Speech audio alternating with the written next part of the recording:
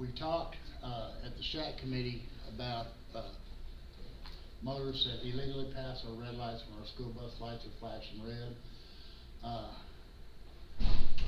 I know that I've shared with a number of people. I don't know if I've shared with this group, but Dr. Baxter and I met with representatives of the Department of Public Safety, Great County Constable's Office, and the City Police Department. And we've been doing this. We've been working real close with the city for 3 years now, or trying to. They haven't seen a lot of value in the data that we've given them, but they are now. We finally got a real good ear over there that I think we'll share some results with you that I think you'll be pleased with.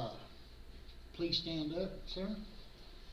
This is one of my newest members. He's been with me about a year. His name's Austin Tower. Mr. Tower, he is the operator of bus number 173. He's out in the field every morning and every evening. He services probably our hardest group of kids, first grade through sixth grade. And I will tell you that not only on programs like this, but also emergency evacuations of school buses, he is a master at it. He does an excellent job for our team. He's going to make a great trainer one day. And he developed this based off of the data that we share at our 2 p.m. briefing every day. The reason why we have that briefing is that bus drivers are ADHA.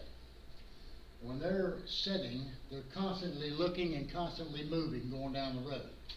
They don't do well sitting in a classroom environment. Matter of fact, they get kind of numb on the behind and we lose them. What we decided to do about 3 years ago is we gave up our in-service days during the school year in lieu of bringing our team in at 2 o'clock to have a 2 o'clock briefing. One of the things that we do is each one of our operators identify any illegal passings of their school buses within the last 24 hours. That gets the morning or the evening the day before and the morning the day of our 2 o'clock briefing.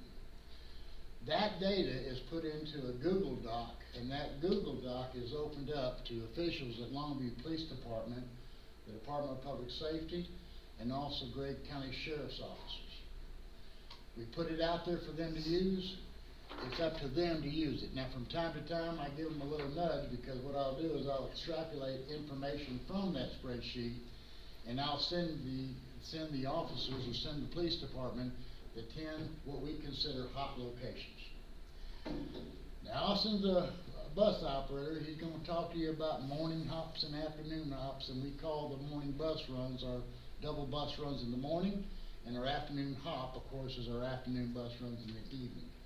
So at this time, I'm going to turn it over to Austin. Thank you. So, as Mr. Herman said, we, in our 2 o'clock briefing, discussed which stop arm violations have occurred. It's every stop arm violation that every district driver witnesses throughout the district in the previous 24 hours. This data is being gathered from as early as this afternoon at 2 o'clock until 2019, the 2019-2020 school year. So, what I want to talk to you real quick about is just the law. So, in Texas, the law for passing a stop school bus, on the left we have a 2-lane roadway, and both directions on the 2-lane roadway have to stop. This one we don't have too much confusion on. Most people understand this pretty well. And then we have a divided highway. On the divided highway, it's a highway that's separated by a grassy median or a raised barrier. Traffic that's traveling in the same direction of the bus is required by law to stop. Traffic that's traveling in the opposite direction is not required to stop, as long as they're on the other side of that barrier or median. What we seem to have a lot of confusion on within the district is these 4-lane roadways with a center turning lane in the middle. It seems to be a confusion on this side, where drivers believe that it's legal for them to pass the school bus if they're on the opposite side of the roadway. And we have a lot of roadways like this in the district. Highway 80, H.G. Mosley, Pine Tree Road are just a few examples where we have a lot of these passing events occur. Traffic in both directions on this roadway is required to stop, just like in the 2-lane roadway. Everybody has to come to a stop. They have to wait for that bus to retract its signal before they can go. For us, what we do as bus drivers is we're approaching a bus stop. We're going to remain aware of all the different hazards that are at that bus stop. So if there's a parked vehicle, if there's pedestrians, anything of that sort. We're going to approach slowly and cautiously. We'll start slowing down anywhere from 500 feet or a little greater so that we can prepare for those hazards. And then at no less than 300 feet, we're going to activate our amber lights, which are the big red or the big yellow overhead lights that you see on the buses. That gives traffic an idea that, hey, we're fixing to stop to load and unload kids. It's probably a good idea to start slowing down. After that, we'll activate our right turn signal at least 100 feet prior to let traffic know we're going to be pulling to the right, and we'll do our 5-point mirror check to look for hazards and make sure traffic behind us is slowing down. After we pull to the right, then what we'll end up doing is we'll stop with the front bumper at least 10 feet away from the closest student. This gives us a solid buffer zone in case nothing were to go wrong, so that those students aren't too close to the bus whenever we're coming to the bus stop. Once we get to a full stop, next slide please. Once we get to a full stop, we'll put the transmission in neutral and we'll apply the parking brake. We do this because we don't want the bus to roll while students are getting on and off. Then we'll activate our red warning lamps. In Texas, all school buses are required to have the red warning lamps come on anytime that the service door opens. So in Pine Tree, the second that we open that door to load and unload students is the second those red lights come on. Once we do that, we ensure that traffic is stopped. We'll look in our mirrors, we'll check oncoming traffic, make sure everyone's stopping, and then we'll signal our students that it's safe to approach. For mine, my doorside kids, I give them a hand wave that lets them know it's safe to come to the bus. And for students that are crossing, I tell them to wait, and then I give them what's called the universal crossing signal, which lets them know that it's safe to cross as soon as they check traffic to make sure it's safe. All students in Pine Tree know that if they hear an air horn on the school bus, that that's a signal of danger, and they need to go back to their place of safety and wait for a second signal to approach. Once all of the students are on the bus and seated and across the road, what we'll do is a 7-point mirror check. We check the danger area around the outside of the bus, and then we also check inside of the bus to make sure that those students are seated in their seat and protected by the seat before we close our door and pull off. This is to make sure that when we pull off, we don't accidentally injure a kid by throwing them around. After we've checked, we'll go ahead and we'll close our door, which will deactivate our lamps, we'll signal, and we'll pull back into traffic. When we have a stop arm violation occur, there are 3 things that we do. The first thing that we do is we sound our air horn. This lets the students in that area know that there is an immediate danger and they need to get back to their place of safety. This is because we don't want any students in the roadway whenever that car comes past that bus. The next thing that we're going to do as a driver is we're going to record the information that we see. So we'll record the time, the location, the direction that the car passed from, and we'll try to get a vehicle description. Now the problem with that is that a lot of times we're doing 0 and they're doing every bit of 30, 40 miles an hour. So it's very, very hard for us to get that description. After we get as much information as we can about the stop arm violation, we're going to report that in the 2 o'clock briefing, which Mr. Irvin was telling you about. That's the first little time of our meeting where we actually go through, we identify those stop arm violations, and we get them all reported so that we can identify the trends in the high volume areas. So some of the statistics that we found when we ran the data on these sheets is there are a few trends, and they come down to the daily trends, whether or not the events happen in the morning or the afternoon, whether they happen from cars coming towards the bus or from behind the bus, and then trends throughout the year, so months that are higher. One fun fact that is really appalling to me, honestly, is that from August of 2019 to present, we've had 4,887 stop arm violations logged throughout the district. That means that 4,887 times the car is illegally passed the stop school bus while it's loading and unloading kids. So right here, we have a 3-year report for the last 3 years. And what this is logging is the daily average stop arm violations. So what we found is in August, September, and January, these are the months that have the highest average daily stop arm violations. That basically means that, for example, in August for 2021 and 2022, up here we have about 21 daily stop arm violations. So that means any given day in August, we'll have 21 people illegally pass a stop school bus in Pine Tree. And then same thing in January, it dips down in December, down to below 10, and then it spikes in January again after the Christmas break, supposedly, and what we have is about 13 daily stop arm violations. That means any given day in January we'd have 13 people run our lights. The next thing we found was trend in direction. A Pine Tree school bus is more likely to be passed from the front almost every time. So this is a chart from the violations from the 2019-2020 school year, and what we see is all of the front passing columns are way larger than the rear passing columns. This doesn't mean that our buses don't get passed from the rear. This doesn't mean that it's any less dangerous. But what this is telling us is that a lot of times the vehicles that pass us are passing us from the front. This is 2020 and 2021. And this one has a few larger discrepancies. In fact, there are some of these that are nearing 250 and actually exceeding 250 stop arm violations from the front. It's really interesting what we found. There are no months on record where the rear violations actually pass the front violations. So every single month that we've logged data, we've had more front stop arm violations than rear. So this is the current school year through April, because we're not done with May yet. And one very interesting thing, kind of alarming, is September of 2021 right there, we've had almost 270 front stop arm violations, and we've had around 25 rear stop arm violations. And it was actually such a discrepancy that there was 13.74 times more front stop arm violations than rear. So the next thing we broke down was by time. And so for the 2020-2021 school year, we have a pretty big difference in time. We have more people who are running our stop arms in the rear. In 2019 and 2020, it's a little bit off, but we also had COVID during that year. There was 3 months that we took off, and that severely affected the data. It's almost half, and we were out for almost half the year that year, so it's understandable. When we ran a 3-year average, a running average of all of these years, what we found though was that a majority of the stop arm violations are happening in the afternoon. So what we're seeing now, we're logging different police interventions and when they occur. So in the fall of 2021, which was this last semester, there was 3 police interventions that were in the purview of the school bus driver. And what that means is that school bus driver witnessed a stop arm violation, and immediately after that stop arm violation, a Longview police officer pulled out and stopped that vehicle. Now in the spring of 2022, which is this semester so far, we've logged 20 police interventions that happen in the purview of drivers. So that's 20 times that someone has illegally passed one of our buses and they've immediately been pulled over by that police officer. So if we run that statistic and we say that out of 23 total interventions, we had 1,721 stop arm violations for this school year alone. That means that a motorist who illegally passes one of our buses has a 1.3364% chance of getting pulled over by the police afterwards. So in summary, what we found is that our stop arm violations a majority of them are happening in the afternoon runs.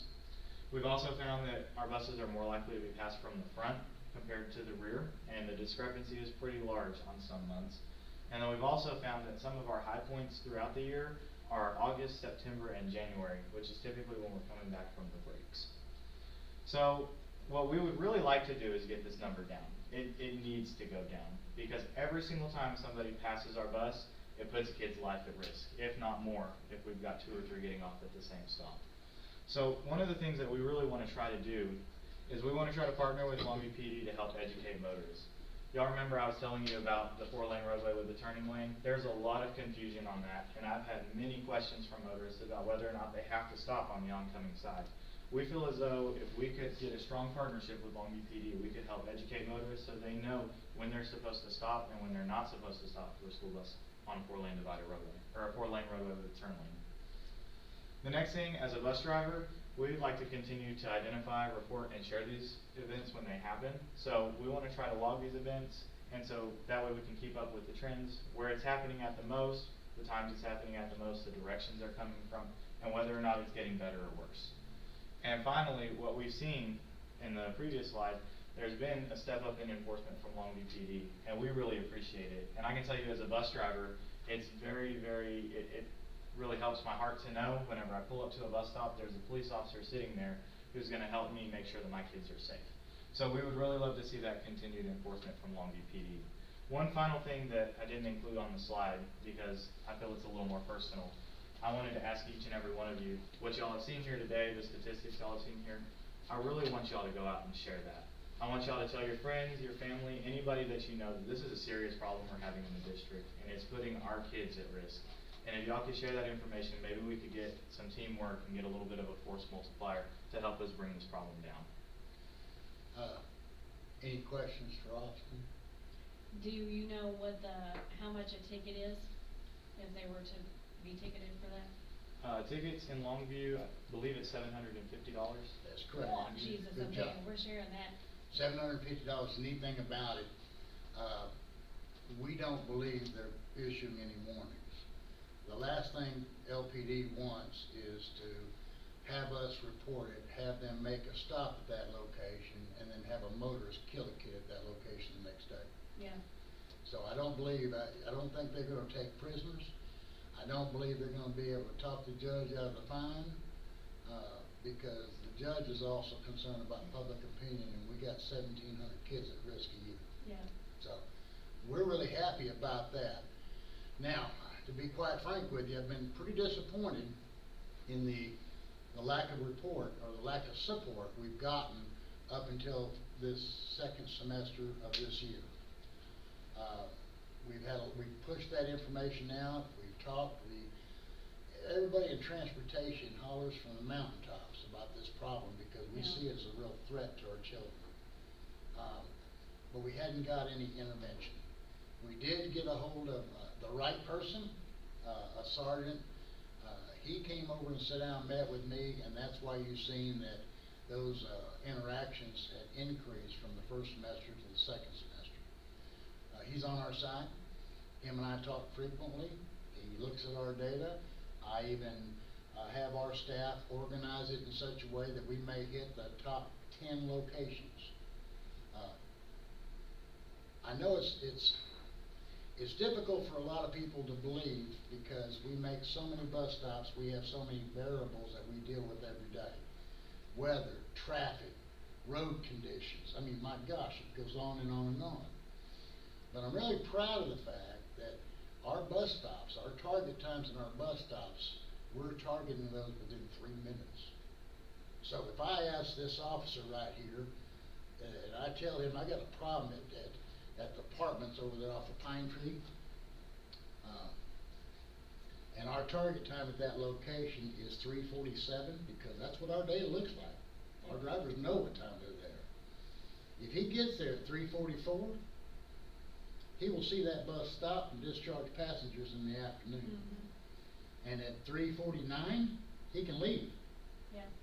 Now, Mr. Cluxton and I talked, and one of the things that is offensive to me is that each year during National School Bus Safety Week, I get a call from DPS that says, hey, we want to come out and ride your bus. It's National School Bus Safety Week. I don't need a photo op with DPS. Yeah. I need enforcement. Yeah. And so this year, the answer is going to be no, unless they're willing to back it up. Because for them to come out, put an officer on one of my buses, and a cruiser following one of my buses, does absolutely, positively nothing. You got a 20-foot black and white billboard following the bus. You think somebody's going to run the red lights? No. But they do get their photo op, they do get their picture, they get on the front page during National School Bus Safety Week, but it provides no value whatsoever. So, we're going to ask them to get more engaged, get more involved, and help us curb this problem. Yeah. Since most of the violations happen from the front, you'd think that they would just trail your bus. Yes, they have at times, generally what they do, but sometimes what they do is they get a car behind them or between us and the bus, Mm-hmm. or they stay to the left side. Mm-hmm. Because if you witness it, if you're carrying a badge and a gun, you gotta make a stop, right? What do you gotta do when you do that? You gotta write a ticket, right? You do that, you gotta go to court, You gotta do right? paperwork. We need enforcement, folks. Yeah. Yeah, Jack, the district's doing a whole lot of, videos that are on the website. What about transportation? Putting this data together and doing one of those, and we can send it out to parents and kind of start in the summer and send it out repeated, not nuisance, but repeatedly, especially closer to when school starts, to get that information out, because it's great data. I mean, Appreciate that, but Austin, you wanna answer that? On our webpage? On the webpage or? The Facebook. The Facebook page? Transportation's looking at setting up a Facebook page. We have one set up, by the way, Oh, we did? as of day before yesterday. Well, and I'm talking about, a mass email with the video to parents that, because sometimes you have to get the information straight to them. We're heading that direction.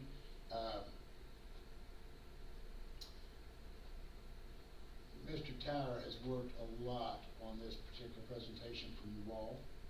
He's combed through pages and pages, 1,700 lines, to collect the data and organize it in such a way that we could responsibly present it to the SHAC committee. Mr. Towers presented it to me 4 times or 5, because we wanted it right when we bring it to you. I wanted him presenting to you because I want to get him out there and I want to get him used to speaking. We will be at Meet the Teacher. We will present it at Meet the Teacher. Not only Mr. Tower, but also other members of our staff will do that. Mr. Cluxton came by because I was really impressed with his work, and after we made a couple changes to it, made some additions to it. One of those being we need everybody to tell your neighbor we need your help. Yeah. Mr. Cluxton come by and took a look at. He wants to set up a presentation with some of the city council members and the mayor. What we don't want to do, folks, is we don't want to throw LPD under the bus. LPD has done us a great job the second semester. We want to look forward from this point, because we got a real strong supporter inside LPD that's actually scheduling officers. And I mean scheduling them at locations at particular times down to the minute. And they're seeing results, we're seeing results. And these are just the ones that are reported by our operators. Yeah. These are the ones that Yeah, all happen that within our stuff is purview. small. If Yeah. they catch them behind us, we don't know it. You know, we're over the hill. We just have no idea. So at a minimum, we know that there's been 20 interventions the second semester, but there could possibly be more. Well, and I was thinking leading more towards the confusion with the lane information. Absolutely. Because that's a great tool. Transportation Code 545, it defines it as a road that's separated by one lane in the opposite direction, separated by either a grassy knoll or a concrete pavement. There's got to be one of the others. If not, you got to stop. Yeah. People many times misunderstand that left turn lane as a barrier. It's not, because you can turn left. And you don't have any defined areas you have to use. We think that's a big issue, but I'm gonna tell you something, folks. We were sitting on 80, Tina, remember Tina? You remember that video? Gilmer Road, SM 41. That's what it was. Poor lady stops for the bus lights and got plowed by an SUV. And I mean probably 45 miles an hour in the back. Shoved her completely past the bus. Shoved her all the way past the bus. Bus is 40 feet long. That's how hard the impact was. Of course, we could see her on video getting hit and the airbag blowing up in her car, but it was a pretty Significant. horrible. Yeah, I've seen them on Country Road coming to work, blowing past the buses. Yeah, that's the first thing I thought of. Now, I'm gonna tell you why this is such a hard thing for me to deal with. I've had 2 occasions, one of them not here and one of them here, where some, I'm gonna put it nicely, idiot passed me on at 3 o'clock on my right side, on my door side. I had a little girl getting off the bus, cute little thing. She was probably in the 2nd grade, had a ponytail. Driver, of course, seatbelt in the bus, and when the driver seen this idiot coming around our right side, was able to grab her from the 2nd step and jerk her back on the bus. To hear the mom screaming and crying when she called me, it's something I'll never forget. We almost lost that kid that day. Now, I'm really proud of the fact that we did some searching and we tracked that person down, because a lot of what we do here at Pine Tree, there's 3 districts in the state of Texas that have air horns on their buses and do what we do. And I started all 3 of them. LPD is taking our system over to Longview Independent School District in Spring Hill, and they're recommending that they use us as a model, because we're giving them data they can use but not waste their time. Yeah. We want them going and catching the bad guys. But for them to sit at a bus stop for 30 minutes in the morning makes no sense whatsoever. So I know a couple of years ago there was, they took down all the cameras at red lights. Yes. So there's legalese with that. But is there any system by which, say, City of Longview pays for cameras when somebody passes? We get them because the money's going back to Longview if the ticket happens, so that we could do it that way. One would thunk it, but that's part of the reason that that brought down Dallas County schools. Yeah, And a lot of law enforcement agencies are steering clear of that. yeah, We like our system because we got people involved. Yeah. And all of our members of our transportation team, they've been trained in First Observer. And basically, we've got more eyes on the street in the morning and afternoon than LPD do. So when we see something, they're calling me on radio and it goes straight to Longview PD. So we're really trying to assist them. But I think they're trying to steer clear of the bus videos because there's been so many challenges in court that are lost. So the support that we're getting from the city now, do you think that's because of the new chief or No. helping to, or is it the specific? No, I think this is a particular person that, through my begging and pleading line, come over and sit down and talk to me, and spent about an hour and a half with me, and I showed him what we were doing, showed him what I needed, invited him to our 2 p.m. briefing. He got to see us, he made a comment, well, the assistant chief came over too. He made a comment that their roll call isn't as organized as our 2 p.m. briefing. And if you ever get a chance, and you're all invited, if you're off at 2 o'clock and can make it, you're invited to our 2 p.m. briefing. We'd love to have you. But I will tell you, it starts at 2 o'clock sharp, usually, right? yes. And we got buses to pre-trip and get ready to put out in the field, but we have a very systematic approach to doing it, and I like that because if you don't have a systematic approach in transportation, it's chaos. Yeah. You can be abstract in the classroom all you want, but if you're abstract on the roadway, somebody gets hurt. So we have very definitive rules and boundaries and things that we do in certain orders. That's why I wanted Austin to share with you exactly what our drivers are doing at the bus stop. It's not just pull up the stop and open the door. They're very active looking at the danger zone around the bus. Yeah. Is your sergeant on the traffic Yes, ma'am. team? Okay. He's over the traffic, he's over motorcycle, he's over car, patrol. So I just graduated from Leadership Longview, but I remember. Big and bottom. Yes, and I remember him, stories sell. And so the story that you just talked about where, the little girl was almost lost, that is a PSA that for a 2-minute video that can be put out on the transportation page. And then the, police officers that work the special traffic division, for them to do a couple of 2-minute videos, that's what's gonna sell it. Well, our plans after we talked to, my plan, I guess, and I hadn't talked to Steve about this, he wants to share it with members of the city council, and the mayor wants to invite them over to the office, my office, to visit with them. Of course, Austin will be sitting in on that as well. And then, after we do that, we wanna get that partnership to educate motorists in August. Yeah. August is a strike time, September's a big strike time, in January. We think that it's gonna pay dividends to do that. We cannot wait until October to start getting the message out, or even meet the teacher. We gotta start earlier than that, because the motorists are the ones that are creating the problems.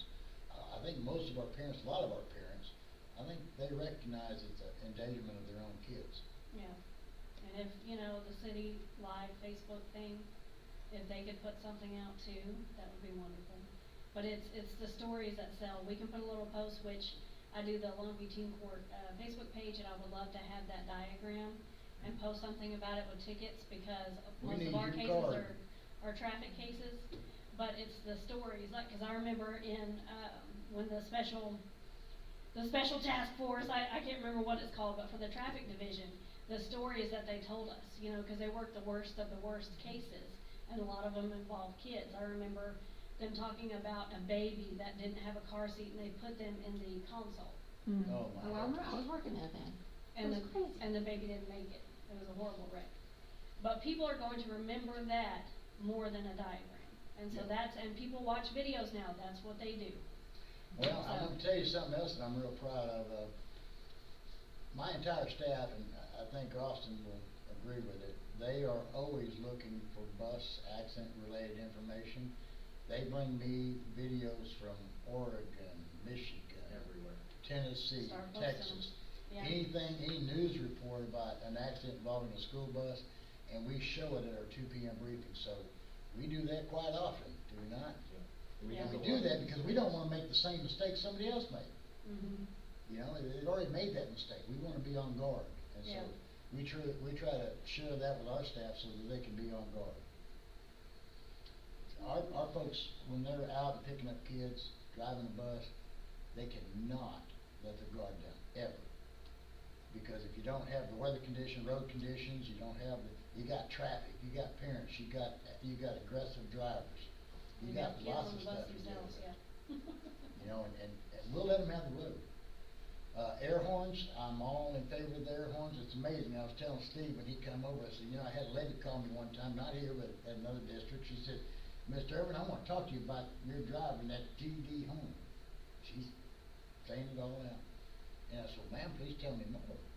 She said, well, I went to pass that driver, and that driver just blew a horn, scared me to death, almost went in the oncoming lane, almost had a head-on collision, and if I would, I'd sued your blank, everything else. And I said, well, ma'am, can I get your name?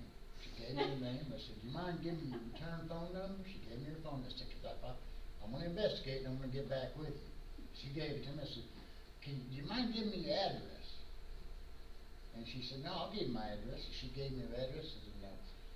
Was it real loud like an 18-wheeler? And she said, yes, it was, just like that.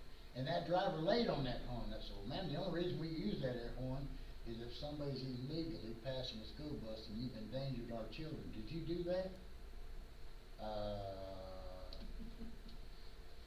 I didn't mean to. It's amazing.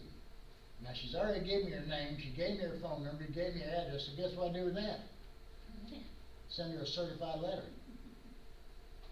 And I put down at the bottom, co-copy, and I put the police department. And that generally is a wake-up call. Yeah. But we've got a Heroes Daycare. No, it's the one down there, Both of them, Jordan. Jordan Jordan Country, Daycare. Heroes Daycare, Longview Square. yeah, they laugh, well, Jack got another one, they blew their horn. They're already used to it because it happens so frequently, and Yeah. that's the problem. Anyway, does anybody else have any questions for Austin? Folks, the time is 5:32, sorry to keep you so long. Austin, thank you so much for putting all that together I for us. wanna see you on that video. And we will be talking more probably in admin council about how we can get it out to the parents and public. Want to talk to LPD about getting it out to the local public. But I will tell you, Longview's having a problem, they're just not doing what we're doing to try to arrest the problem. Yeah. So, maybe they'll start. Anyway, folks, unless you guys have anything, we're adjourned. Thank you. Thank you. Thank you. Thank you.